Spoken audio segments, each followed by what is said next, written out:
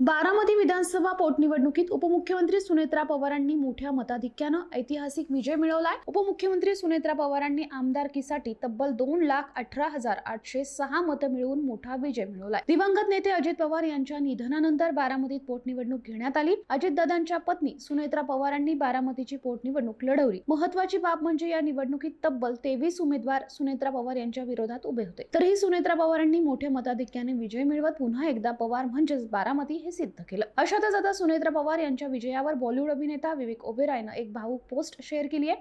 बॉलिवूड अभिनेता विवेक ओबेरॉय यानं मराठीतून पोस्ट करत सुनेत्रा पवारांचा उल्लेख अजितदादांच्या योग्य वारसदार असा केलाय। बॉलिवूड अभिनेता विवेक ओबेरॉय यानं एक ट्विट शेअर केलंय।